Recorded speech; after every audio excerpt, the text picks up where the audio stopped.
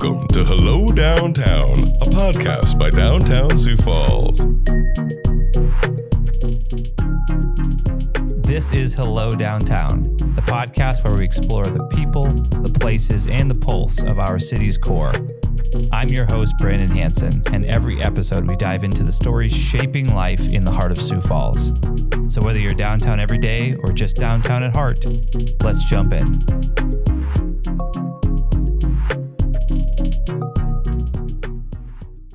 Hey everyone, welcome to the special audio edition of the DTSF and AARP South Dakota Mayoral Forum, which was recorded last week in the Belbus Theater inside the Washington Pavilion in downtown Sioux Falls.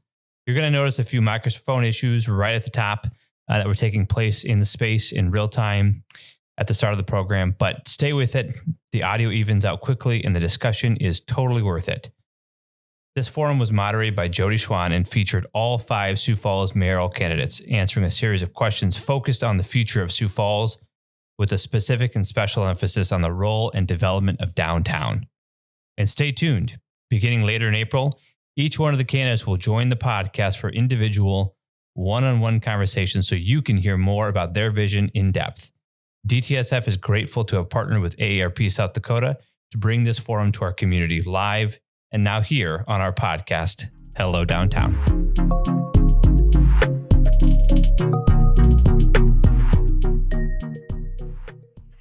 Thanks so much, Eric, AARP, Downtown Sioux Falls. I appreciate the invitation to moderate the first of what I understand will be many candidate forums in the upcoming campaign season. So hopefully I will ask plenty of questions that are of interest to all of you this evening, but if I don't happen to hit on your topic of choice, my guess is you will hear it addressed in a subsequent forum because it sounds like the candidates will be spending plenty of time with one another. I will be asking questions, though, on a variety of topics important to the Sioux Falls community. Some were provided by tonight's host organizations. Others are my own. And we also had some topics submitted for consideration by community members. So thanks to those of you who did that. Each candidate will have up to 60 seconds to answer each question.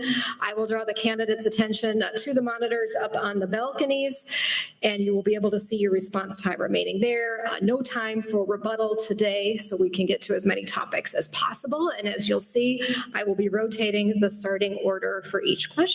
So we have them seated up here, yes, correctly, in alphabetical order. And we'll start with just a classic introductory statement, beginning with Joe Batchelor. Joe, welcome. Thank you.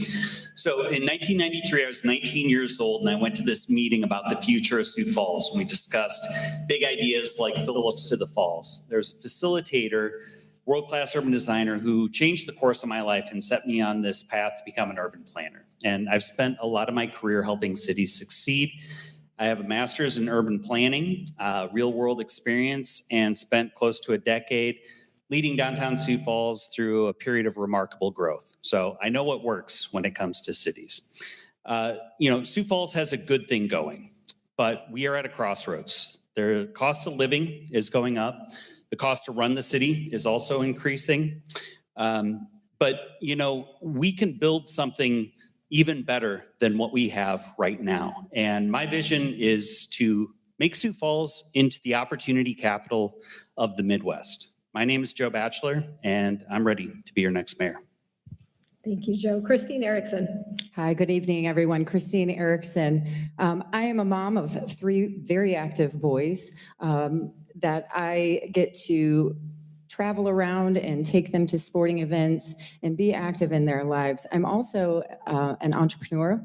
I owned my own business for a period of time, as well as being an executive for the president of South Dakota Auto Dealers and Trucking Associations. With 10 years of public service experience, as well as executive leadership, I feel that I'm set to be the next mayor of Sioux Falls with the vision, with public service in mind, and making sure that we have a public safety. We're continuing to move our city forward with the growth, the infrastructure, and really going back to basics. We've got a great thing going in Sioux Falls, and I'm excited to be your next mayor. Thanks, Christine. Greg Jameson. Yes, Greg Jameson. Sioux Falls is my hometown. I married my high school sweetheart here. We've been married 40 years. 2 grown kids and 5 grandkids. I'm running for mayor because Sioux Falls deserves a leader who doesn't need a learning curve. My 8 years on the city council, this is my 8th year as a state legislator, and my 30 years as a business owner, I've seen what happens when government works well, and I've seen what happens when it loses its way. I'm running to put public safety first and to ensure fiscal responsibility with your tax dollars, and to manage our growth with a common sense, balanced approach. I've spent my entire career fighting for Sioux Falls, and now I'm ready to lead it. Thanks, Greg. Jamie Smith. Hi, first of all, thanks to AARP for having all of us here today. I am Jamie Smith, running to be the next mayor of Sioux Falls. You know, we're sitting right now in what used to be Washington High's gymnasium, you guys. Coming in the door that we came in today is how I came to school every day to wrestle here at Washington. So today we're going to wrestle with some ideas fitting to be here today. My folks graduated from Washington High. I graduated from Washington High, went on to Augustana, graduated from Augie, chose to stay in Sioux Falls, raised my family here, 2 sons that are now out of the nest already. And it's absolutely fabulous. I'm running to be your mayor because I do want that positive growth, all the things that everybody said before me, but I also want a Sioux Falls that my kids will come back to. I want a Sioux Falls that has the opportunities in place for those kids, whether it be through their jobs and the work that they do, or place to live, and that needs to all be done with the safety of our citizens in mind. And I just can't wait to be your mayor. Thanks, Jamie. And David Zakaitis. I'm David Zakaitis, as you probably guessed, because I'm the last one. And I've done a lot of work in systems analysis and computer technology, and I've applied that kind of thinking to government and politics. And I've tried to figure out what we could do better and why it's not being done now. So, like, I think, practical caring and honesty and all belong in government, but we don't really have those so much. And I've traced all of this back to campaign finance.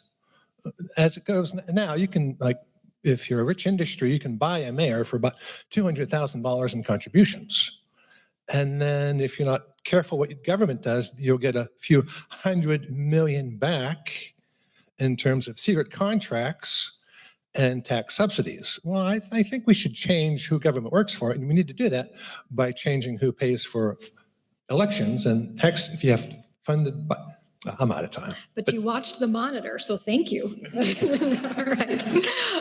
I think they all address growth on some level or another. Sioux Falls, of course, has grown. The city of Sioux Falls as an organization has grown too. This is a large and multifaceted organization that the next mayor will lead. Listen to some of these numbers. We're talking about more than 2,000 employees in city government, a budget of $775 million this year. We're going to start this one with Christine. What do you think will be the most critical skills and elements of leadership that you'll bring to this role? Thank you. Truly collaboration. We've seen a disconnect with Sioux Falls and Pierre. And with my leadership and being collaborative, I will bring the right people together at the table to make sure that we're moving decisions in the right manner. I don't care where the idea comes from. I don't care what you look like. I don't care what you're registered to vote from. Breaking bread with people that think differently than you is how good policy comes together. So for me and my leadership, I look forward to building a team together so we can move this city that looks very different when I moved here 24 years ago. This city's changed a lot. I've grown my family here, and I've navigated the school system as well as being a business leader. It's cumbersome, it's complex, and we need a leader that's willing to bring the right people at the right time together to move decisions forward. And I look forward to working with each and every one of you as well. Thanks, Christine. Greg? I would use my business ownership experience probably as the #1 asset. Along with my legislative experience, in the legislature, we've dealt with some very complicated issues. The prison, for instance, the relocation of that, the rehabilitation of prisoners we're dealing with right now, the property tax discussion. So when I think about the challenges coming to the city, it takes an enormous amount of effort to get to the core of the problem and to work towards a solution. So my experience working through those other complicated issues that we've dealt with on a state level, let alone a $7.7 billion budget, putting something like that together, I think I'm prepared just as well as anybody could be. Thanks, Greg. Jamie, again, the question, what will be the most critical skills and elements of leadership that you'll bring to leading this large organization? It's a great question, and the answers before me are good ones. I'll use my coaching background. As a former coach and a head coach, your job is to make sure you have the right people in the right position to do their jobs. You provide them the opportunities, you provide them the training and the skill sets to do those things, and then you get out of their way.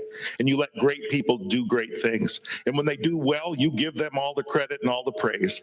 And if there are some mistakes and bumps along the way, you take full responsibility for that yourself. And as you do that, you lead, and you have people that are willing to get out there in front and do more than they ever thought they could individually, because they're working collectively together as a part of a team. My job as mayor will be to have that vision, to be able to put that out there in front of them so we all understand whose team we're on and what we're working for, so we can acquire that for the people of Sioux Falls. All right. Thanks, Jamie. David, you're up. A mayor's most important job is to have a solid vision of what he wants the government to do. Because every other skill you can delegate, day-to-day operations, maybe you have a city administrator, police, fire, ambulance, all of that, just delegate it to somebody else. But if the mayor doesn't have a solid vision of what he wants the city to do, you're sunk. And I've got a superb pledge. It's on my website. Beautiful plans. I've done like 200 PowerPoints at city council meetings talking about general plans for particular problems. And with a vision like that and with plans like that, I think it'll be pretty easy to say, all right, here folks, here's what we need to do. Why don't you come up with more detailed plans and get back to me? And that'll be my job. It'll be a lot of fun. But as long as I have a good vision and delegate most everything else, because that's what you got to do with a big organization, it'll be fun and successful and work really well for everybody. All right. Thanks, David. And we'll come back to Joe. So I think it starts with character. You want to have someone with strong character, integrity, does the right thing when people aren't looking, in the mayor's chair. Beyond that, building on what David just said, yes, you need to have a good vision. You also need to be able to put a plan behind that vision, and you have to know how to be able to fund it. And then from there, you can start to deploy your team to enact that. And that's what I did at DTSF and produced results over the nearly decade of leadership there. And then I would say a good complement as well is my experience in urban planning. I know the policy landscape very well, and I think that that's going to be essential because you need a mayor that's not going to have to learn on the job. You want somebody that can jump in from day one and doesn't have to worry about a learning curve. And so I know how to get things done, and I think that that's going to be key. All right. Well, we're downtown. We're going to talk a lot about downtown, but let's get right into it because downtown, when you look at things citywide, produces a disproportionate share of the property and sales tax revenue that's generated in Sioux Falls. We're going to start this one with Greg. How will you protect and strengthen downtown as the economic and cultural engine of the city during your term? Yeah, good question. Downtown is the heartbeat of most any community. And so we've been really blessed in Sioux Falls with a great downtown. We've struggled in the past. I remember back when we changed Phillips Avenue to a pedestrian walkway and what that did to the stores. But we were always trying to do it better and make it bigger. And we've succeeded. We're really successful. The facade easement program is an important program to keep going, to keep our downtown looking great. As Sioux Falls goes, so does this region. In reality, so goes our state. In matter of fact, 43% of all the sales tax revenue collected in the Sioux Falls area funds the state. We are the economic engine of the state, and we're really proud of that, but our downtown is the core of it, and we've got to protect it. We've got to continue to invest in it. We can't give up. A lot of great work has been done, so continuing to fund that and support it is a priority. Jamie? I would agree downtown is a definite priority. And as he mentioned, just when I graduated from high school down here in 1989 to where we're at today, it's night and day different. And it's so exciting to be downtown. And the energy level that when you're down here, if you spent the weekend looking at what's going on in Jacobson Plaza, unbelievable, right? Now imagine what happens when Smithfield moves up the hill, when the penitentiary moves out of there, when all of those changes happen. it's going to be incredible. You need somebody on watch during this time to clean up those spaces to make sure things are done right. I'm your guy. The other thing, though, is that we can't forget that there are other parts of town as well. We need other parts of Sioux Falls that are equally exciting. And we need to invest in those areas too, to build those areas out so that we don't just rely on downtown being that place, but we have, what if we had 4 different zones or 5 in our city that we could pull on to do that? We do. We subsidize the rest of the state through our taxes, and I can't wait to lead us. Thanks. Downtown Sioux Falls, really pretty place. Lots of cool architecture, some art scattered around, some trees, really, really pretty. But we have a marvelous, really unusual opportunity to extend downtown. Smithfield's Foods is headed out. The prison's headed out. And the city of Sioux Falls has a big maintenance lot in the same general area. So if we get rid of all of these 3, then there's this tremendous opportunity for expanding downtown Sioux Falls. And if we do it right, it's going to be a whole beautiful, historic, new kind of downtown. We could borrow ancient modern principles like walkability, compact development. We can have gathering places on street corners everywhere. We can have art everywhere, pedestrian friendly. What we got to do, though, is look at this as an opportunity for new modern urbanism and not just more suburbia as is. Beautiful opportunity as long as we grab it and do it well. All right, thanks, David. And Joe, again, to repeat the question, how would you protect and strengthen downtown as the economic and cultural engine of the city? Well, the fact that downtown is the most productive square mile in the state of South Dakota is not lost on me. I'm well aware of the impact that downtown has, and we need to build upon that. Downtown is one of our city's strengths, and we need to invest in our strengths. So how do we do that? It's by supporting infill development. We still have a lot of opportunities for infill development, and also, funding sources is something that has been a challenge for downtown. There's ongoing maintenance that needs to be done, and a lot of the funding that goes into the city is generated right here in downtown. I'd like to see more of it stay here in downtown. We do need to support the neighborhoods throughout Sioux Falls, but the DTSF organization is critical in the success of downtown, and so I would want to make sure that we continue to support it. Perfect. Thanks for being so respectful of the time, everyone. I haven't had to cut anyone off yet. Final response on this is for Christine.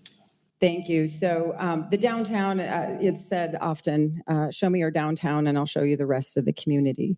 And so making sure that we are investing in our downtown is critical. The walkability is something that we have strived to do in this community. If you look at, I don't know what's going on. I have a spare mic. Okay. I need to change one out. If you, The mic is working. It's just, don't aim at it. that one right It's there. Greg's. All right, here, let's try this. It's your magnetic personality, Greg. I'm on fire. I'm on fire. Hello. You can only hijack the debate here. All right. 18 seconds to answer that. I'm just kidding. I hope we That's can all right. reset We that. can You'll get a feedback.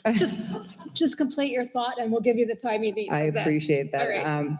So back to downtown. If you show me your downtown, I'll show you the rest of the city is really what it boils down to. And we cannot put our foot off of the gas for downtown. We have great momentum with Sioux Steel District, with the Levitt.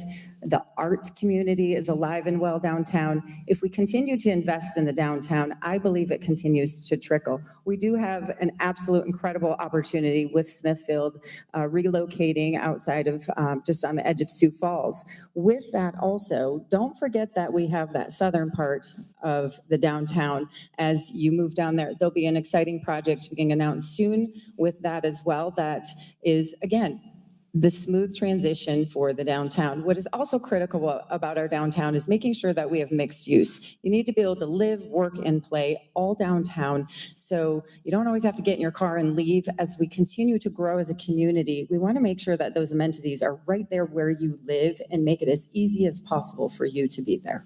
All right, thank you. Now, whoever found that photo, you can't, I don't know, you can't, that is density right there. That's the dream, right? But we're going to go from density to sprawl because that's the next question. And it will go first to Jamie. But as we all know, Sioux Falls continues to grow outward, increasing the long-term costs of roads, utilities, and public services. So how do you define smart growth for Sioux Falls? And how would your administration discourage unfettered sprawl while still supporting economic growth and housing supply? It's a loaded question. You get it first, Jamie. And you only have a minute to answer this. Good luck. No, that's definitely true. We're actually running into some of our neighboring towns now when we go south in our community and hitting those. We're running out of those areas. Smart growth comes at looking how we can use our existing lots in our state, or in our city, excuse me, how we can then build up instead of out, and how we can use multi-use for buildings much more than we have in the past. Every time you drive by a strip mall, imagine, what if that strip mall had people living over it? Okay, that would be great. It would increase those densities and it would do those things that we're asking to do. But in that design model and doing those different things, we're using existing infrastructure. That existing infrastructure is already here, already in the ground, and we're already plowing those streets. So that's smart growth for our community, to invest in those things. I also have a bill that we brought for land banks that can help make that possible. We'll be bringing that back next year. And when we look at it, we can also try to redevelop through zoning opt-outs in our community, increasing the lot, how close we can put lots together in our community. We don't always need to be 7 feet from the lot line. I realize there's a lot to unpack there. Thank you. David, your solutions for combating sprawl. Suburban sprawl is pretty expensive and it's often subsidized by the urban core. But suburban sprawl is designed to be expensive, and it's a requirement of zoning. We've got it designed so that you need a big house on a big lot, and you better have a car because everything's here, there, or somewhere else. So the solution is to change zoning to put the smaller houses on smaller lots closer together, and that will make it more affordable to build economical houses. And then we can solve suburban sprawl and unaffordable housing at the same time.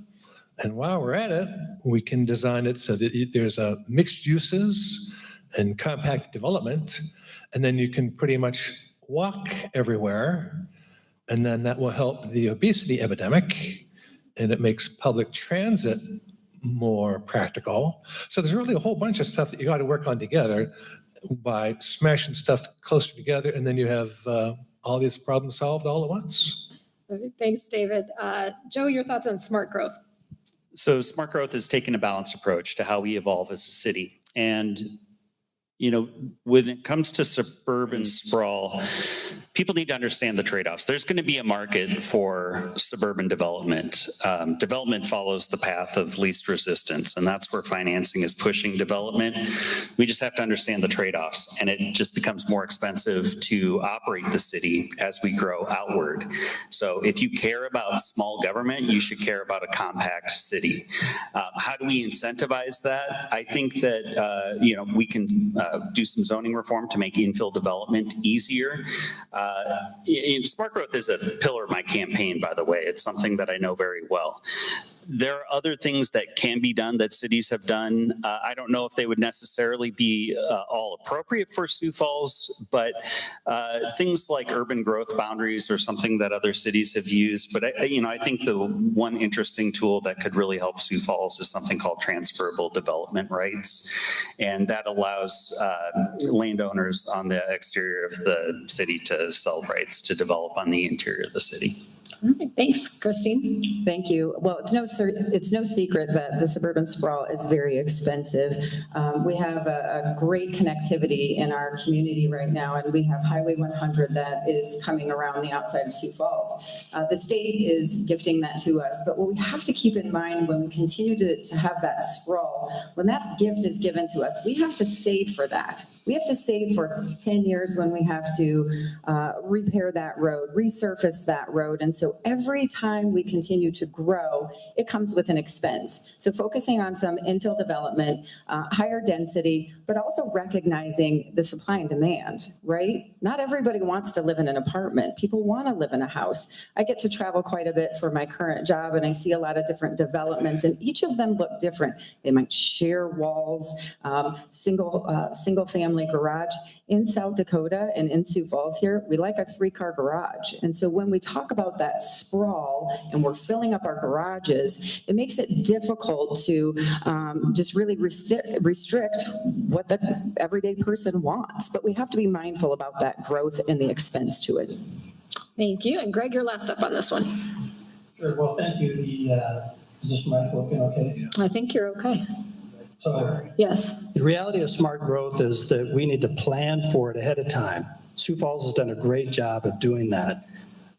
One of the biggest jobs that I need to address as mayor is replacing the planning director who's retiring when the mayor leaves office. That's a big job. And for this particular question, it matters the most. And so that extensive planning that he's done and others have done in the past, pushing out and way out in the future, determine where these challenges are going to be and think through those before we get there. So finding that right person is key, major. But my approach is really going to be just a balanced, common sense approach to that growth, and it needs to be managed properly.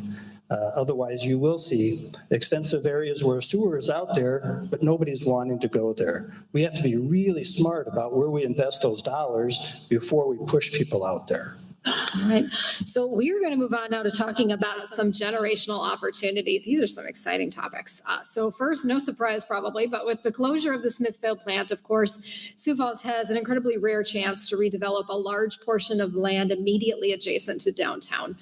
David, we're going to start this one with you. First, the vision here, and then we're going to drill down after that. So how do you envision that area shaping the future of downtown over the next 30 years? And would you commit to a predominantly mixed-use redevelopment plan? I kind of answered this question already, but we'll go over it again.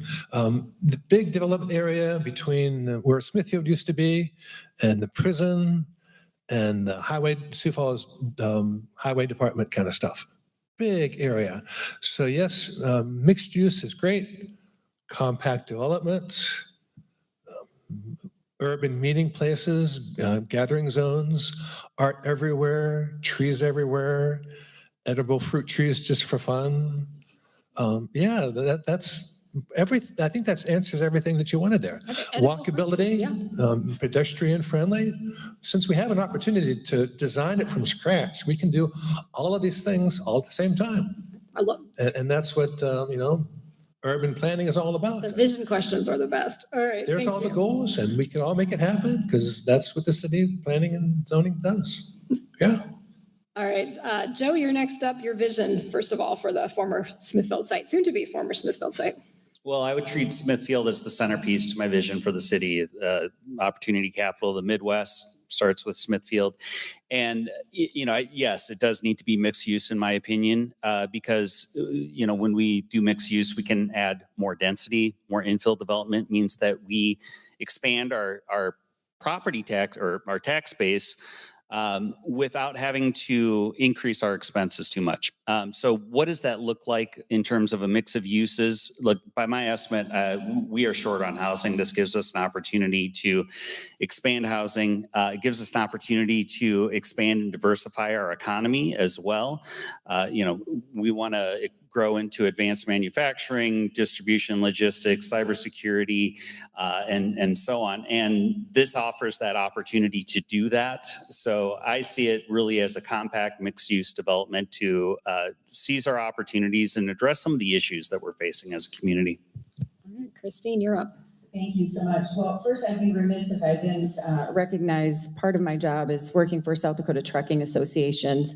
One of the things that my board tasked me with was when there was a vote coming to move to not allow a slaughterhouse within the city limits. That vote, my association led point on, and we won that vote, which really is huge if you think about it. Smithfield today wouldn't have been able to relocate within the area that it's going to today because it would have been prohibited. So we saw the vision of what that meant to make sure that when Smithfield, we knew 100-year property there, we knew they needed to relocate at one time. And so being able to lead on that issue was absolutely incredible for the decision that now we get to dream big, right? We get to dream, what could we have this be? What should it look like? I think it needs to be done in a cautious, collaborative way to ensure we're not just racing to fill it up with something, but we're making sure that it's fitting the need for generations to come here in Sioux Falls. Thanks, Christine. Greg. Thank you. So when I was considering running for this office, there were a lot of dilemmas to think about, transit, the sprawl, sales tax revenues, revenues coming through the state and federal government diminishing, a lot of challenges, replacing staff. And this item particularly is like just a great new opportunity of excitement. And I see it certainly, yes, maybe some mixed use could be included, but I would start it originally with a public involvement of others all collaborating to lay out their ideas. And we get to review all these thoughts and ideas of what could be used. There's some connectivity issues with this land, with where it is. And so there could be some challenges with housing and other things, but it's enormous. And my take, for instance, is think of New York City and Central Park, Sioux Falls, Falls Park, our namesake Fall Park should be just a huge, awesome park. This land provides that kind of an opportunity for us. All right, and Jamie, you're last up on this one. Thank you. What a great thing to be able to talk about. Who thought we'd be talking about it today in our lifetime? Growing up towards central Sioux Falls, you knew when the wind was out at the east at my house, okay? You knew what that smelled like. I'm excited for that not to smell like that at my mom and dad's old house, okay? And we live currently still on the north end. So again, east wind, you've got that. That being said, in my lifetime, the yards were down there, right? Those have moved out. Morels, now Smithfield, moving out. The Pan on top of the hill, moving out. What an opportunity. But as other people have said, we need to say, wow, what an opportunity. And then you need to take a deep breath. And you need to go about this in a very calm and calculated manner where the dreamers can dream and we can share those ideas. And again, it's not going to be just one of our ideas that gets put out there on this one. This is going to be a collaborative effort that makes sure that we're meeting the most needs in our community through this process. But yes, mixed use. Obviously, it's a huge opportunity. It's certainly not one that's going to happen quickly. So I want to drill down just a bit more because when you think about it, we have a mayor taking office here in 2026. Smithfield's scheduled to end operations downtown at the soonest, the end of 2028. That property might not actually change hands until closer to the completion of the first term of whoever earns the office of mayor. So we're going to start with Joe on this one and talk about what steps would you take in the next several years to position the community to be ready to capture this opportunity, and how would you involve downtown stakeholders? Well, I think from day one, you have to start the planning process with it. The city controls the development framework for this redevelopment. And so, it begins with engaging the community. And from that, you can develop a master plan. I look at what was created for the rail yard redevelopment. And we went through a design charrette process that went on for a couple of days. And I think they came up with a really good development framework for the rail yard redevelopment, and by and large, we've seen the development that has occurred follow along those lines pretty well. And with a master plan, you can allow a bunch of different opportunities for different developers to be a part of the solution. It is a massive project. Many hands make light work. We need to make this an inclusive process as much as possible. Christine, your first steps. Yeah, so my first steps would be hiring the new replacement for Jeff Eckhoff. Having that person in place and that leadership is critical. And then from there, I think it's so important that we involve each and every person. I would have open houses throughout different libraries, different locations. Sometimes the libraries aren't the easiest places to meet. We can have them at businesses, but I think the more the merrier. We need to go where you are. We need to say, hey, dream big with me. What does this look like for you? If money wasn't an option, what would you want to see down there? And let's just put pen to paper and just get some ideas. It starts with dreaming, and it starts with involving each and every one of you to see, what do you want Sioux Falls to look like? How do you want to shape the future of our community? And with that, that's what I would start doing with different meetings. From there, you start developing a plan, and you have a group of collaborators together to start laying that out. Transparency is key. When that decision is made, it's so important to bring the public along and making sure that this is done in an open and transparent manner. All right, thanks, Greg. You know, Christine said it right. Hiring the replacement of Jeff Eckhoff is a paramount issue and necessary for the planning to be collected together with all the other planning that we're already doing in our city. So it's an enormous task, but the realities of keeping it open for all of everybody to engage in it is good and right, and it's how we should own our community together like that. But there are a couple other first challenges, meaning we've got to ensure that we can build on that land. Some of that land has been used in a rough way for a lot of years, so we want to make sure we can even build on it. If we can't build on it, then what can we do with the land? Once we understand what can be done on the land, then we can start talking about some of these other bigger ideas and whether or not an RFP needs to be issued for anybody who might want to build something, and go on from there. All right, thanks, Greg. Jamie? You know, I'm not going to disagree with anything that's been said before me, and I think they're right on that. And when they talked about the fact that this needs to not just be one person's idea. This needs to be a collaborative effort, again, with many of all of the stakeholders, and that's you, all the citizens of Sioux Falls, the people that will use this to have that input, and then the transparency issue that was brought forward as well. It has to be a process that people feel good and buy into. But that isn't unique just to this process here with Smithfield. That has to be an attitude around the whole city. You know, I've heard that there are neighborhoods out there that are trying to establish themselves and have these different ideas that they share, and then it seems like the city says, that's a nice idea, and then they go and do whatever they were going to do anyway. People get very frustrated with that type of leadership. What they're looking for is where they actually get to be a part of the decision-making process and put their stamp on what the city looks like. We're going to work on that together. We're going to make this the most exciting build-out that's ever happened in Sioux Falls. This development area is just huge, and it's going to be decades until it's all built out. You know, between Smithfield and the penitentiary and all that space in between, it's going to be decades, and that's cool. I mean, that's the way cities grow, piece by piece. And you know, I've got this vision of all these wonderful concepts, and I'll hand them off to the Planning and Zoning Commission, and they'll do their bit because that's their job. They're experts. They'll make sure the utilities are in place and that the ground's clean enough, and that all the infrastructure is ready to go. And we'll have some design contests to have a general idea of what it might look like, and then we'll watch it build out. And I think we'll plan one thing and watch our plans change through the years, and it'll look a whole lot different probably at the end, because it's just too big and take too many decades to build it all out. But that's the plan.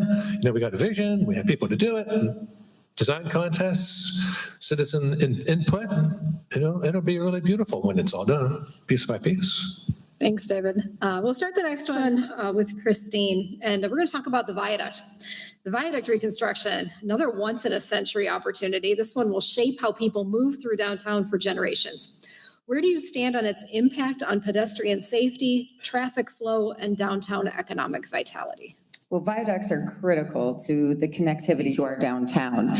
We are creatures by nature, and a lot of times if we cannot park right in front of that business, we like to circle the block 3 or 4 times until we can park right in front of the business. And so having that connectivity that is safe and reliable, we haven't talked about it yet today, but there is an opportunity for some downtown convention space as well. I understand that's been shelved for the time being, but that's where that viaduct takes us. That's that connectivity, and what that property could look like as well for our downtown is super important. And so the viaducts, yeah, they'll connect us. It's important to have, and truly, I think that will shape what our downtown looks like, just along with the rest of everything and the other projects that we do have. Thanks. Greg, your vision for the viaduct. Right, so the traffic flow that goes over there needs to be controlled and managed and can be improved. The safety piece of it as well for walkability, as you mentioned, needs to be improved and enhanced. Some of the land that's right near there that Christine was mentioning was related to the Riverline District. And the challenge is if you have individuals who are going from a convention center space there to cross over an active railroad track and a river is challenging. And the value is of this viaduct is you keep downtown viable. You think of other crossings that we've done over the railroad tracks on like 57th Street, where we got out ahead of the development as best we could and built that overpass over the tracks to ensure safety and continuous traffic and elements like that. So new modernized viaducts will keep downtown viable. It's a great visual if anyone needs it, by the way, behind you guys. A little inspiration there. Jamie, you're next up. The viaduct is a project that we need to invest in. It's going to revitalize that part of the city because of the future growth and what we're going to do there. As far as what's going to go on the other side of that, I think it's good to take a pause right now. When you have this much other land in the vicinity that's come available, I think that has to all be part of the plan when you're thinking about what to do and what to do across the river there. But there's no doubt that's an exciting space that we can do something with. When we're doing that, consolidating, 10th and 11th Street into that and how they all come together, we only have a couple tracks to go over now instead of as many as we used to, right, in the river. I think we can make that area again, more walkable, easier, and better for us to all use. But it definitely, we need work there, and I'm excited for what can go in across the river.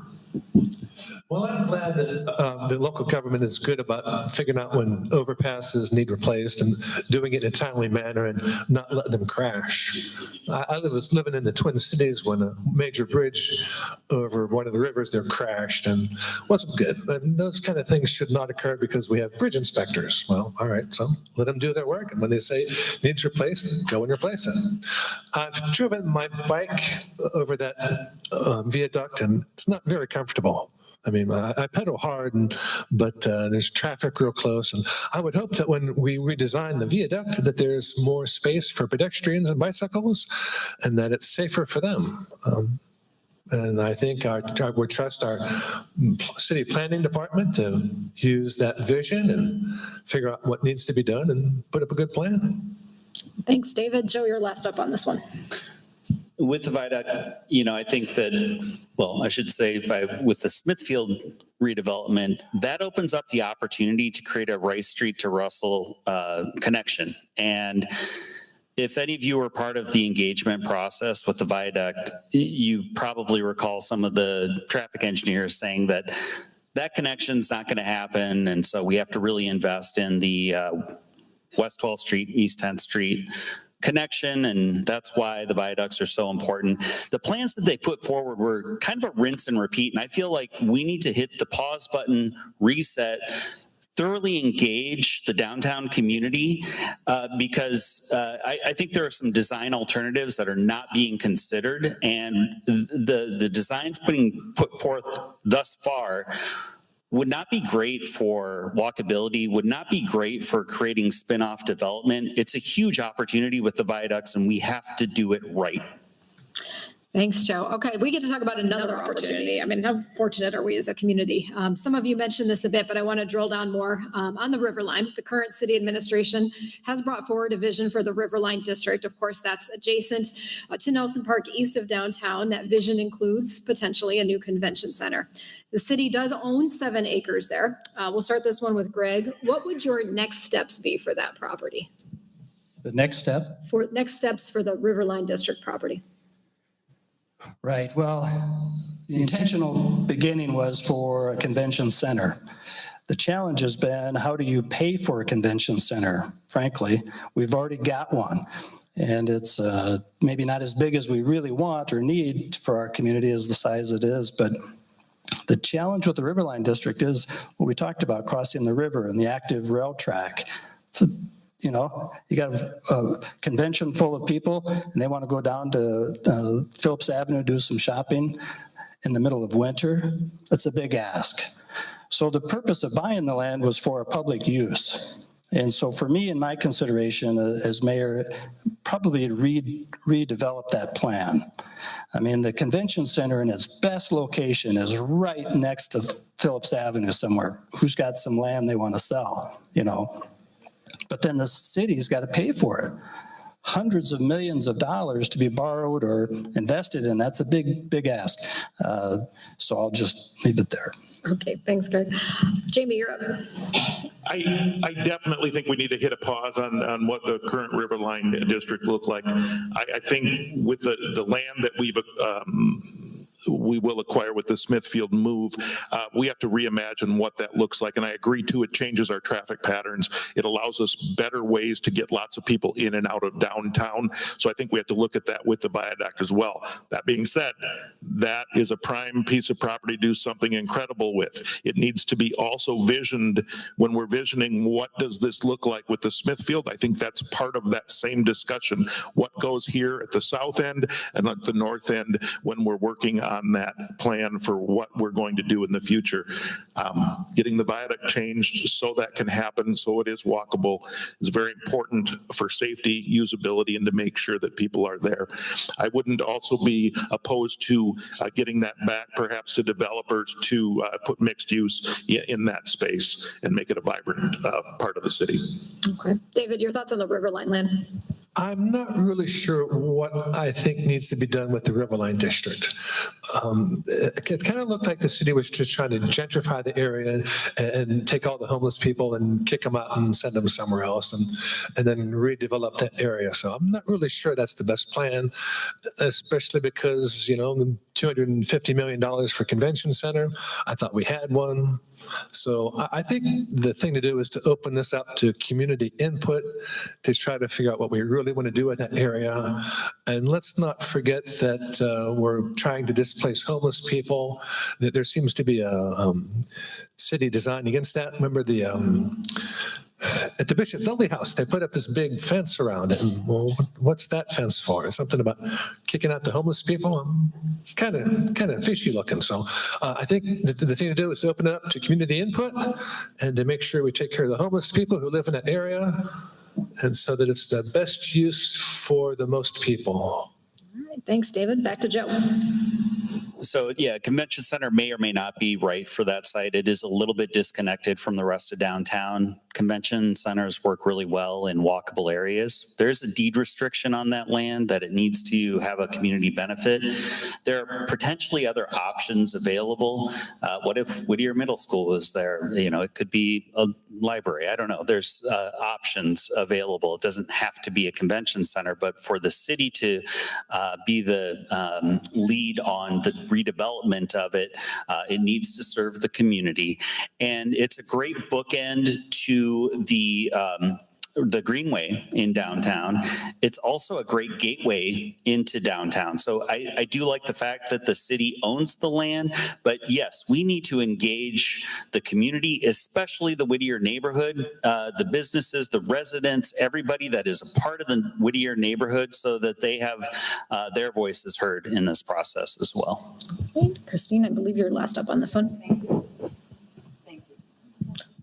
There we go. We got it. We got it. We're on. Well, when the River Line project was being studied and the need for downtown convention space, the Smithfield relocation was not on the table at that time. And so I know that there was a study done that did communicate that there is a need. What I want to see specifically is, what are we missing out on? What opportunities are not coming because we don't have this downtown convention space? Let's put some dollars to that. Let's make sure that we're communicating that with the public. I'm not sure that the public is there yet to realize the need. And so we need to do a better job of sharing our story. What are we missing out on? Oftentimes when a convention space is coming to Sioux Falls, it's not for you and I. It's for conventions, for people to come in from out of state. A good tax is a tax somebody else pays. And so when we're building that convention space, having that there is, thank you for the laugh, I appreciate that.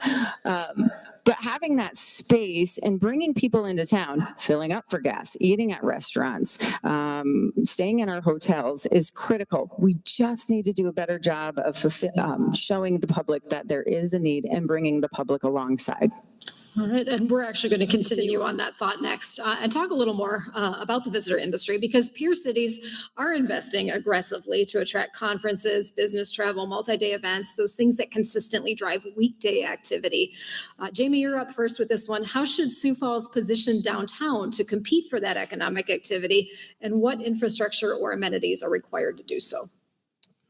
Well, we're well on our way to doing that. And eventually, I was a build it downtown guy a long time ago. I'm for building it downtown eventually here too. We just want to get it right. And so we're on that. But no, we're well on our way to establishing ourselves there with all the upgrades that we've had to our downtown and just how good it feels to be down there. I know our Convention and Visitors Bureau loves selling our downtown. And they say that it makes their job a whole lot easier. And a new convention center down there would definitely help them. We want to do it right, though, and we don't want to just do it because we think we have to now. And so finding the funding to do that, doing the study to make sure what we're doing is right and what is right for long-term, not just for this short-term need, but for the long-term need of our community, looking out 40 years plus. I think bringing back different forms of transportation downtown again, too.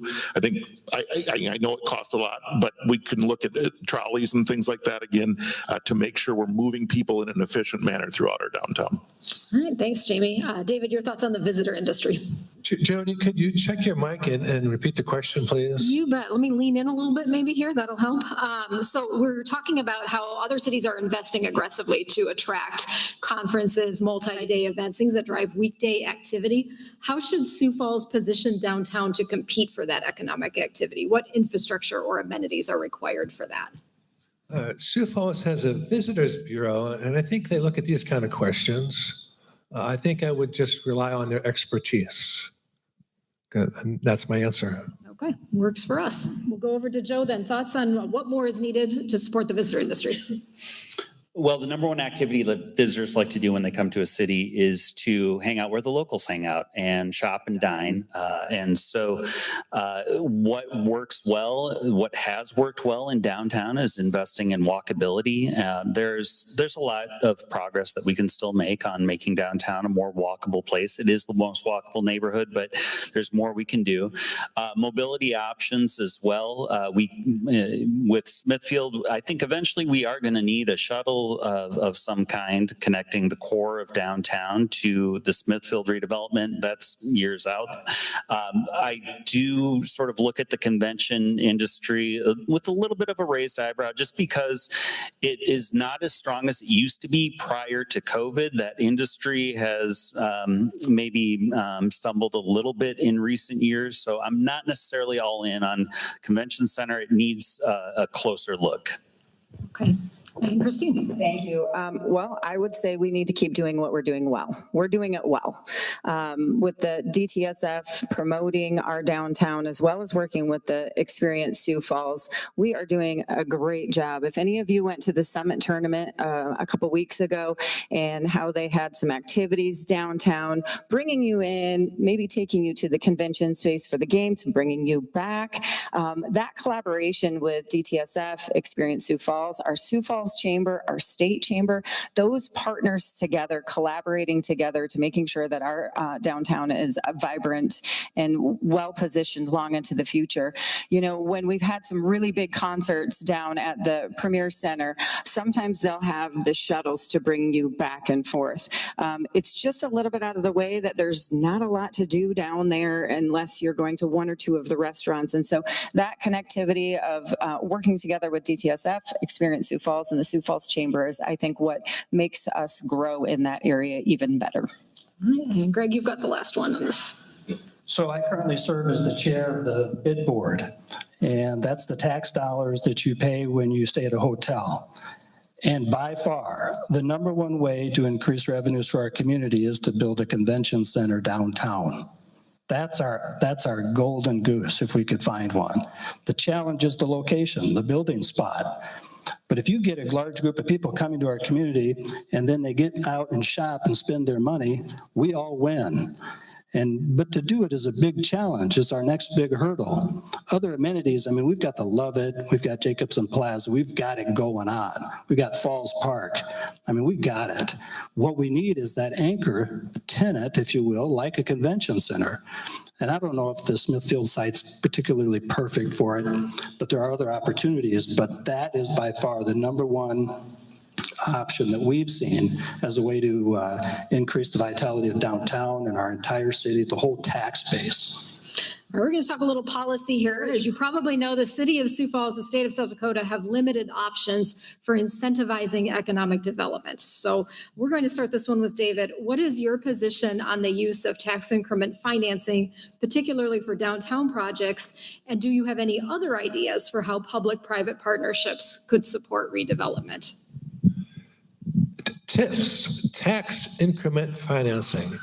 It's a property tax subsidy, usually granted to large projects, which are usually operated by large companies, which usually have rich owners. Now, when TIFs started out, they were more for blighted areas, but now they're mostly used as tax subsidies for rich owners, and I'm kind of leery about that.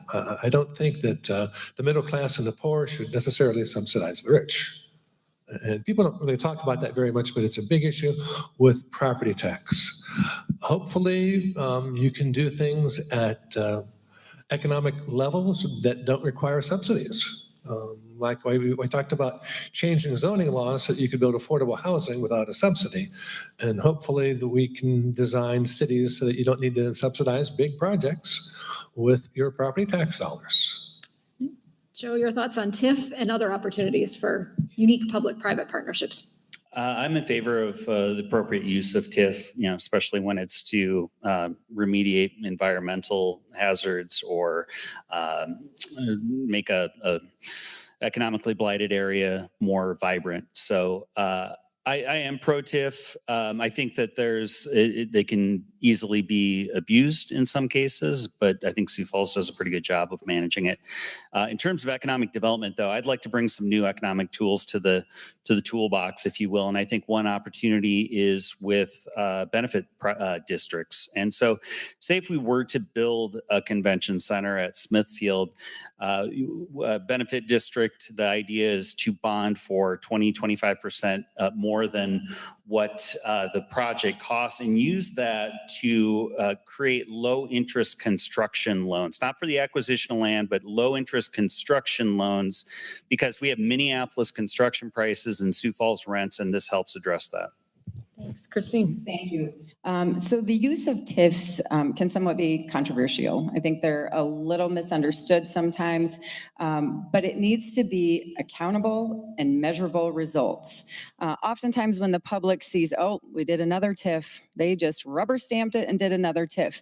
What you're not seeing always are many TIFs that are brought forward that don't ever see the light of day. I'll use the Washington Square for one. That one was one that went through the ringer. They had to hire an economist. They had to really prove the public need and that this property was torn down and it was, that big hole in the ground for however long. And so it was a blighted property. They just chose to clean it up so we didn't have to continue to look at it.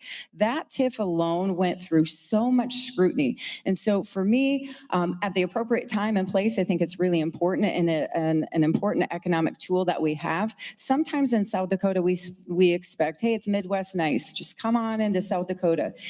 Other states are rolling out the red carpet with incentives. And so it's our one tool that we have. We should use it cautiously and making sure that we're accountable and have measurable results. Thank you. Greg. I do support TIFs as well. Recently, you saw a TIF that was referred to the voters out in Rapid City.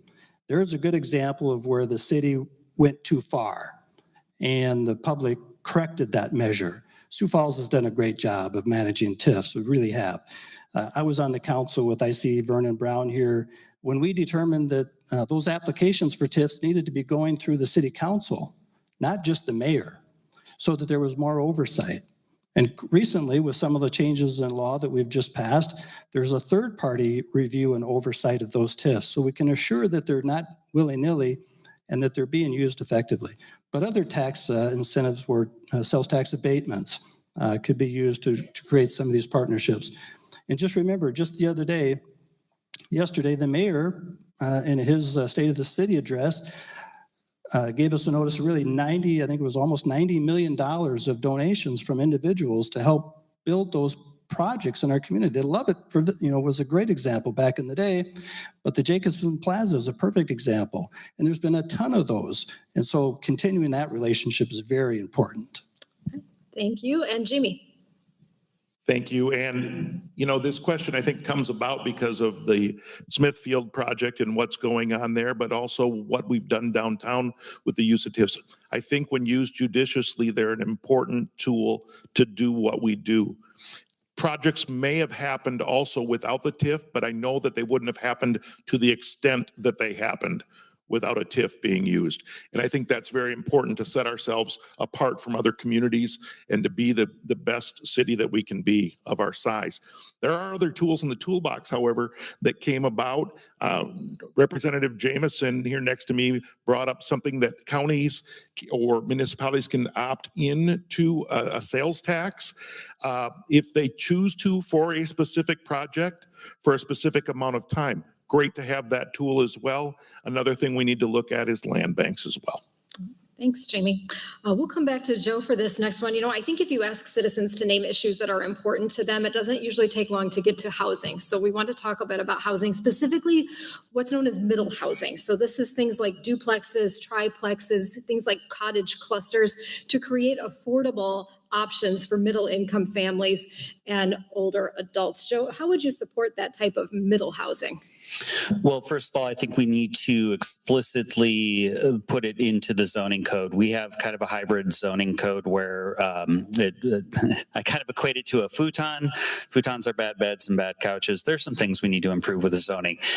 Missing middle is one of the things that we can do to help really move the needle on housing and explicitly call out those forms to be included in our zoning code.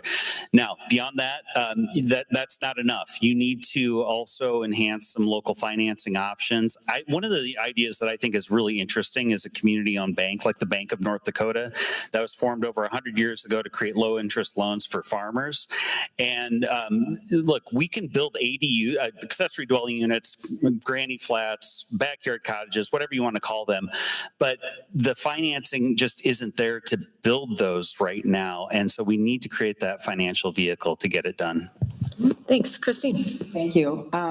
So this year alone, there were just right at 357 single-family homes and multifamily units, just over 1,100 of those in 2025. And so when we look at housing and what the needs are and how it changes, I bought my first home when I was 24 years old. My son is 21.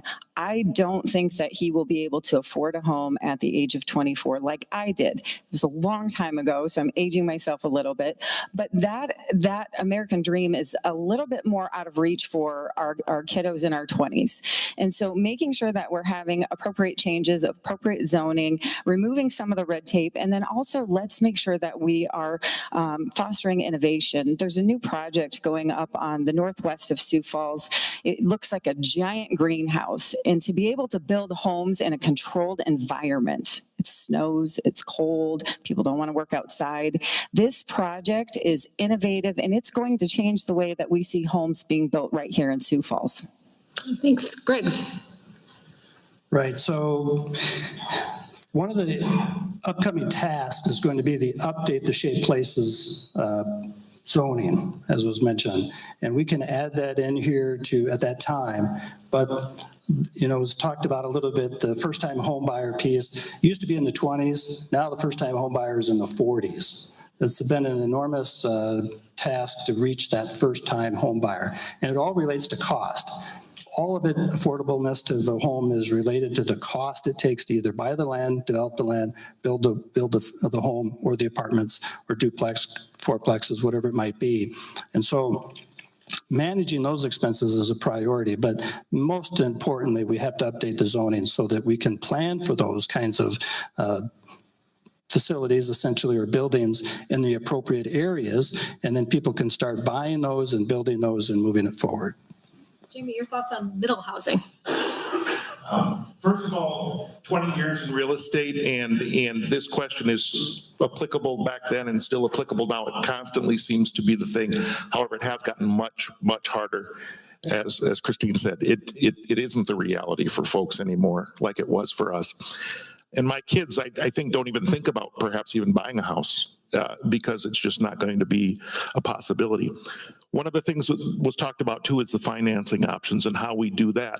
When we're talking about financing for these projects, whether or not we're doing something that regular banks don't see as conventional, how do we work our way around that to be able to find ways for people to get into those homes? Because ultimately that's how people build wealth.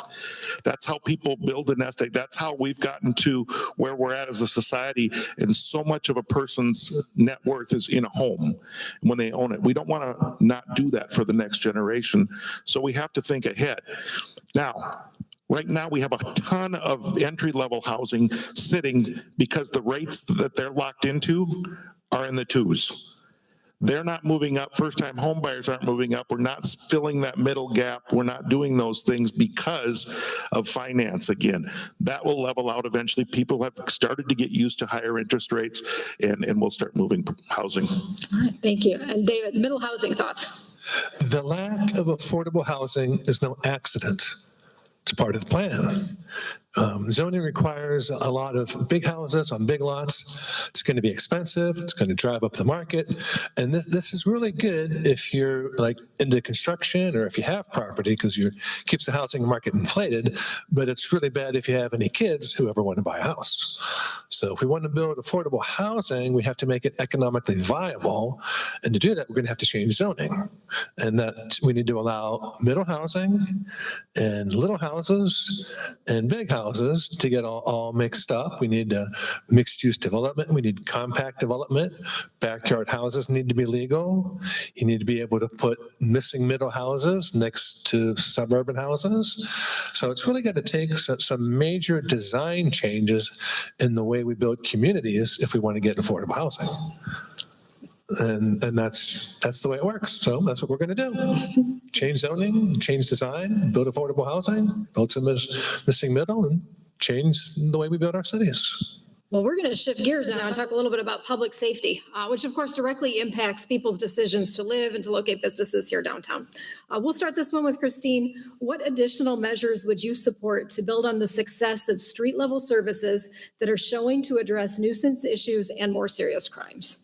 Well, I think that we're showing that the program in place right now is working. We have a group that is meeting people where they are. I attribute it to sometimes, having a law enforcement officer go up to someone is a little scary sometimes. And so having somebody that has more of that mental health capacity to help someone that might need that hand off? Where do we need to triage them to? On my time on the city council, I had the opportunity to help with the link. I got to travel and see some really neat projects across the nation. And that's what we brought back here is to really meet people where they are. And so I think law enforcement plays a critical role in that, but I think that we've done a good job pivoting to making sure that we have other people that are meeting those folks where they are. Thanks. Greg. Well, I just want to start off with public safety is my number one issue.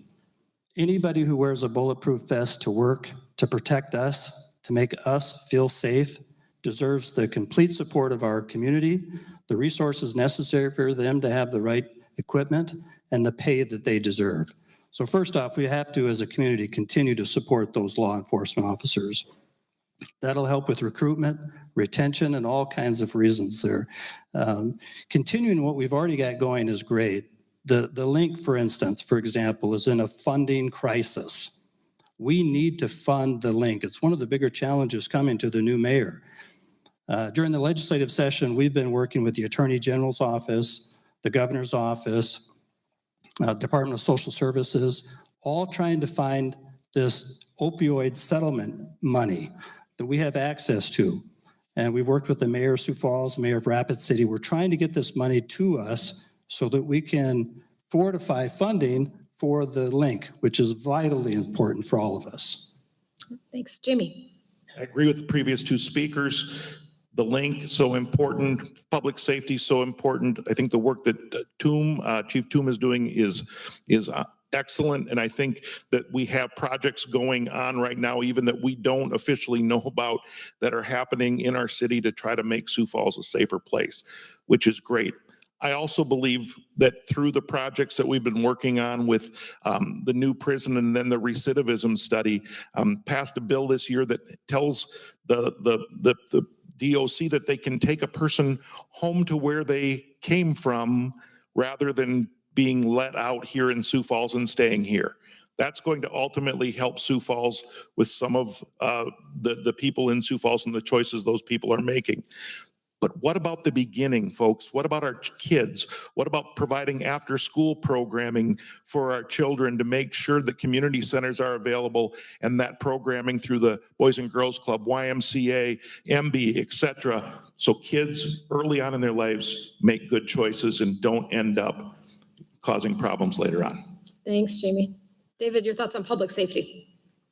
When I visited the penitentiary a few years back, they told me that alcohol was the biggest driver of crime up in the prison, the penitentiary.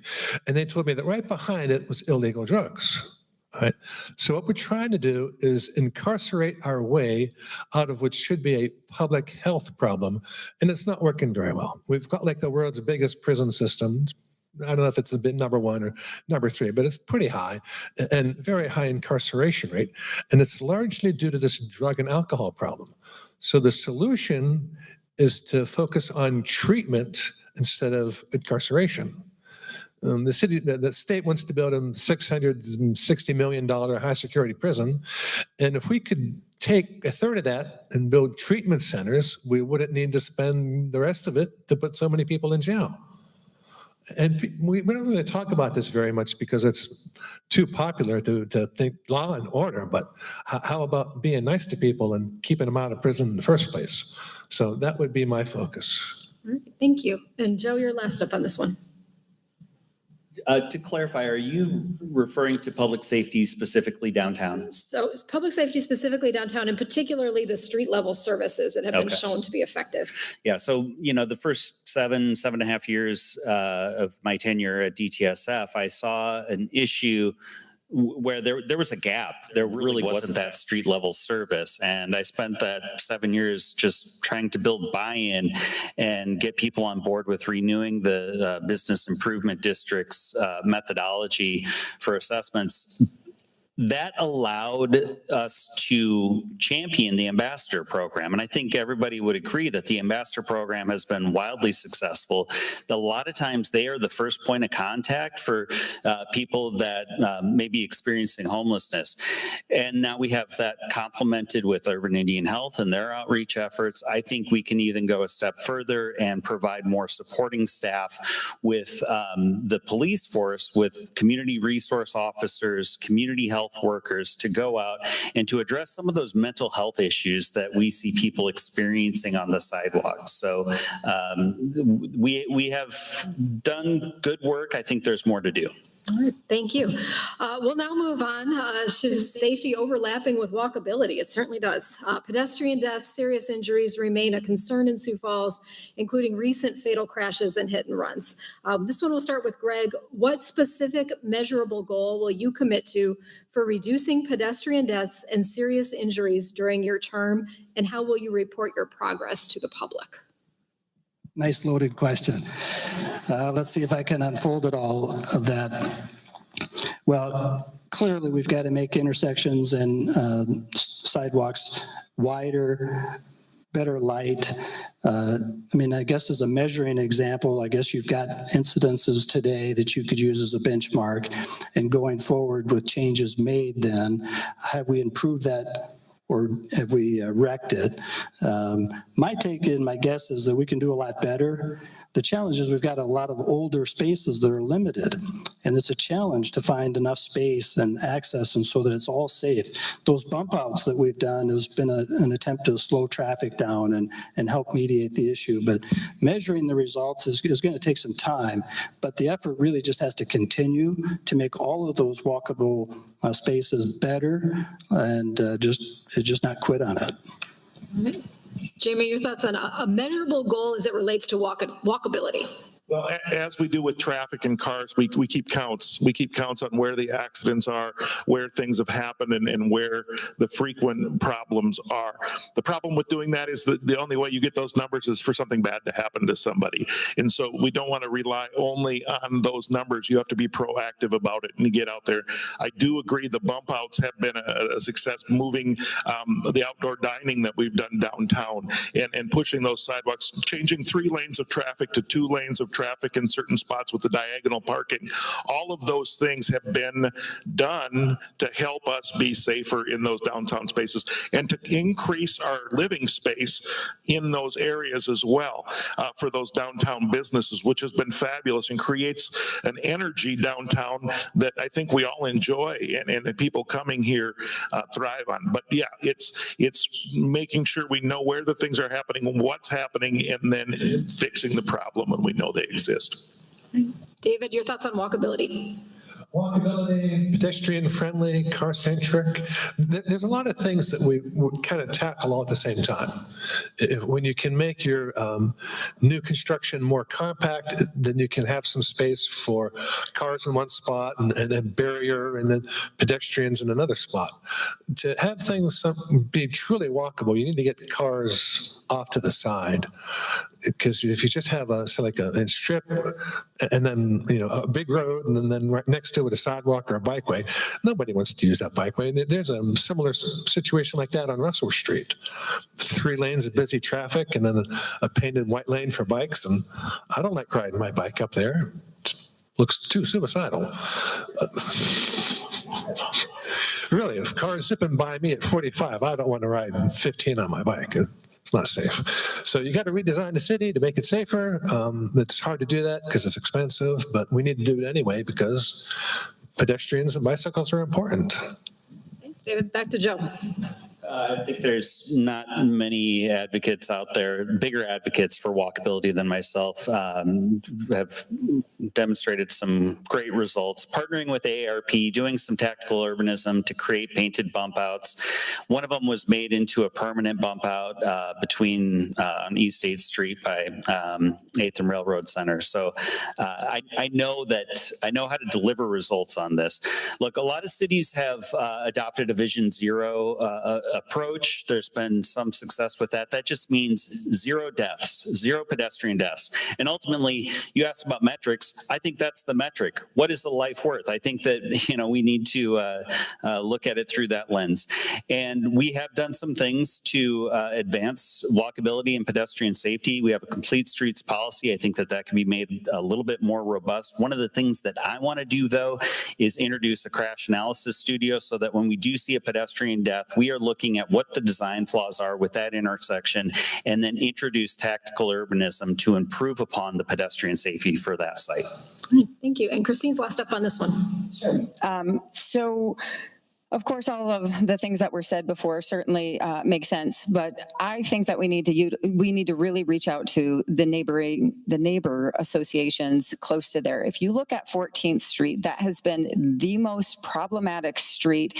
That the neighbors that abut to that is our gateway to downtown, are begging for reform and change. They've met with the city. They've asked for change. We've tried some crosswalk painting and some other things like that. But if we can utilize those neighborhood associations with some collaboration to say, what is going to work for you? We had somebody who their dog got hit there. We've got to be able to slow the traffic. The balance with that is we're all in a hurry. How fast can we get there? The blinking lights. When I was on the city council, first thing, we hit every single green light coming downtown. And I joked with my son that on the city council, you get a little button in your car and it turns the light green every time. And I think he believed me till just a couple of years ago. But I share that we're in a hurry as a society. We're in a hurry. How can we slow that traffic down? It's with bump outs. It's with collaboration with the neighborhood associations and just making sure we're laser focused. On this one, let's be mindful of the timer on this next one so I can fit 2 more in, guys. I want to talk about the arts. We're in an arts venue, of course. The city is developing a 10-year arts and cultural strategic plan. It's going to be released just a few weeks before the mayoral election. What is your vision for carrying that plan forward and using arts and culture to further define downtown as a place to live, work, and visit? This one we'll start with Jamie. The arts are something near and dear to my heart. Besides wrestling in this room, the theater was another place I hung out, and the choir. I was a singing wrestler, football player, all of that. But the arts, my whole family, I got a kid that's a musical theater major. It started right here on this stage as well, but we need more. We need more opportunities. We have done so much when it comes to the downtown in arts. I mean, when we look at what Sculpture Walk has become, we expect it every single year. We can do things like that, though, at a larger scale. We can also keep that going and do the next one as well. What is that? We want to collaborate with the artists, have it be a self-determined projects within our community and elevate those art projects in our community, but let artists drive that and then let the city and the businesses support those artists. Thank you. David, arts and culture. Beauty, art, nature, they're really uplifting. It turns out that as people, we perform better and we're happier when there's more nature and more beauty and art around us. So, it might feel kind of touchy-feely to support the arts, but it's good economically also. Anything that makes people happier and more content is good economically. So, and just because I like beauty so much, I include a landscape in all of my city council PowerPoints. They all end with a piece of beauty. And I think I'm really glad that the city has an arts council so that we can spread art and beauty through our city. And when we redesign new development areas, like for where Smithfield used to be, I think we should include as much art and beauty as is practical, because it's cool. I mean, who needs to get elaborate and give a cool, complicated reason? It's just really nice. It's beautiful, and we should spread it around and enjoy it. Thank you. Joe, your thoughts on the arts and culture plan? Well, first and foremost, I think it's honoring the will of the people that were contributing to the arts and culture plan. So we'll see how that plays out, and then just making sure that we execute on it. But there are some things that have already been laid out in the downtown plan. There's an idea for art space, a live workplace where artists can live affordably and develop as artists, and that's something that I think is worth moving forward. I would imagine that's going to be incorporated into the arts plan. Artist in residence programs are another option that cities have looked at.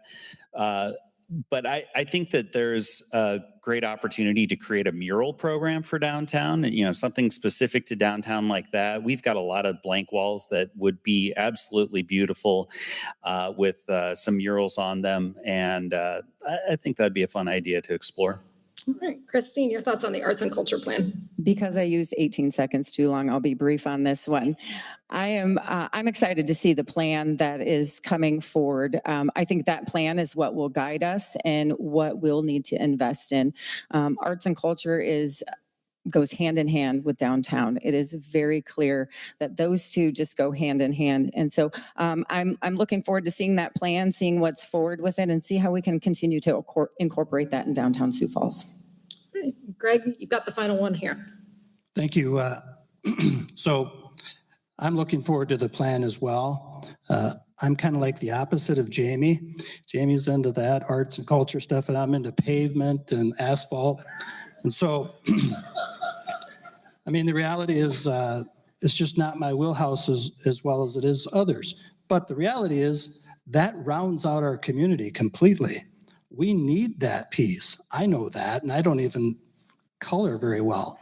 So it's important that we support it, and I look forward to the report. I was on the city council, like I mentioned, with the Lovett when that came to town, and I couldn't believe it when they laid it out to us on what the city's investment would be and what they would cover. I was shocked at what they were going to bring to us. And so continuing opportunities like that, supporting the Lovett, I'm all for that. I know a good deal when I see it, but I look forward to the plan. Also, did anyone else notice that David is looking at David? I'm sorry, I can't get this out of my head. And David, you're going to wrap it up for us because this is going to serve as the last question for today's forum. So also a bit of a closing statement, if you will. But the question is, if you are elected mayor 4 years from now, what are the most noticeable differences we, the public, would see in our city? How would Sioux Falls be different 4 years from now if you were mayor? Well, I think one of the first changes is you would notice that there's no homeless people wandering around begging for money. I plan to get that resolved long before the 4 years are over. And then we'll see a lot of beautiful new development where Smithfield used to be. Oh, that's just going to be wonderful. And we'll see happy spaces and smiles and and I think we'll see crime go down too because of the way we change dealing with addiction and alcoholism. Oh yeah, it'll just be a happier, healthier city. Thank you. Joe, your closing thoughts. I think that the biggest thing that I want to make a difference is with housing. And I think by many measures, we don't have enough. We've seen prices flatten out a little bit recently, but they grew 50% from about 2020 to 2024. And when young families can't afford a home, that's a problem. We need to make sure that we stay competitive as a community. And affordability has been one of those ways in which we have been competitive, how we've been able to stand out against other Midwestern cities. Safety is another one. I want to make sure that we're focused on those gateway crimes that can lead to more serious ones, that we are addressing that early. And lastly, smart growth, making sure that we are growing in a predictable manner, in a way that is creating financial resilience, enhancing affordability, and of course, we need safety to be a part of that as well. So that's how I'll make sure that Sioux Falls is improved in my tenure. All right. Thank you. Christine. So what would Sioux Falls look like in 4 years under my leadership? Well, one, first and foremost, if you do not feel safe, you will not continue to grow your family. You will not invest in your business. You will not invest in your home.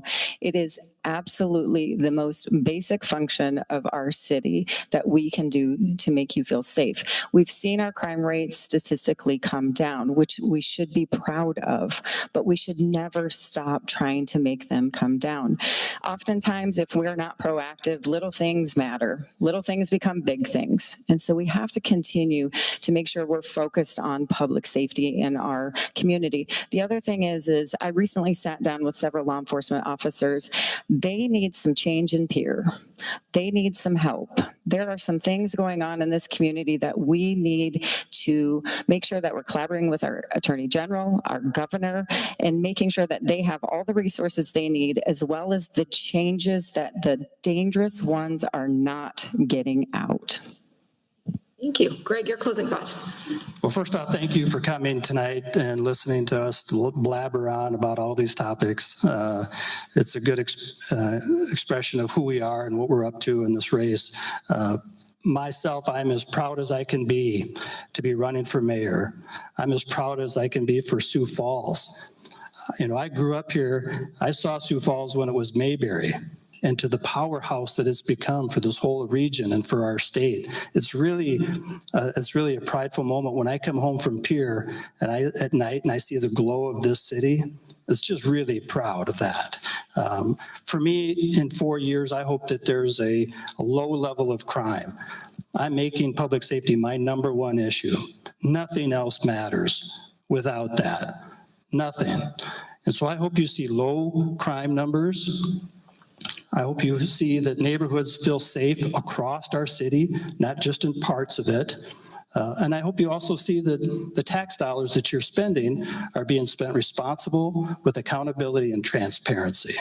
All right, thanks, Greg. And finally, Jamie.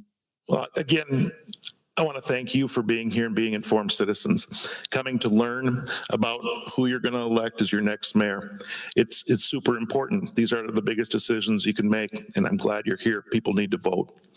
When it comes to what Sioux Falls will look like in 4 years, after Smith becomes mayor, you're going to see better traffic patterns throughout our city. You're going to see a safer city, and you're going to see a city that represents the whole makeup of our city, where everyone has an opportunity in our city to be at the table. So we aren't going to represent the few, we're going to represent the many. Sioux Falls is a diverse community that is absolutely just ready to just take off, and we are, but we can do even better than we are today. You're going to have a vibrant cultural hub right here in this southeastern corner of South Dakota that is the pride of everyone sitting up here. All right. Thank you very much, Jamie. Well, that concludes my portion of tonight's forum. Candidates, I want to thank you for your insightful answers to my questions and for stepping up to run for office and giving us such great choices. With that, I'm going to turn it back to Brandon Hanson, the CEO of Downtown Sioux Falls, Inc. Yeah, give it up for Jody.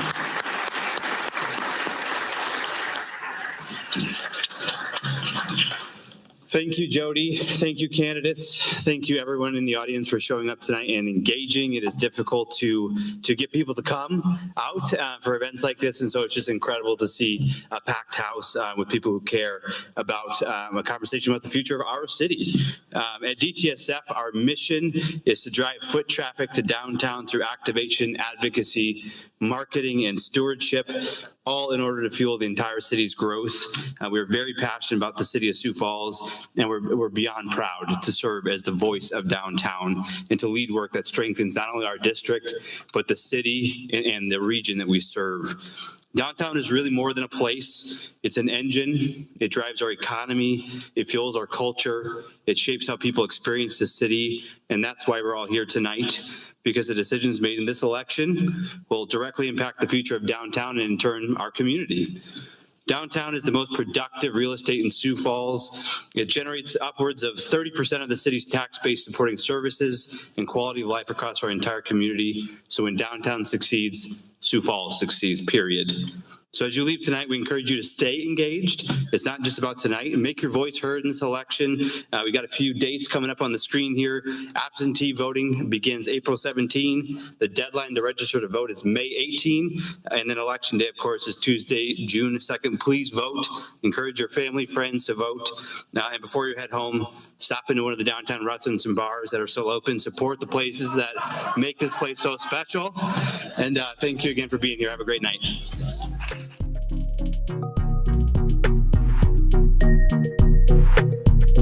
This is Hello Downtown.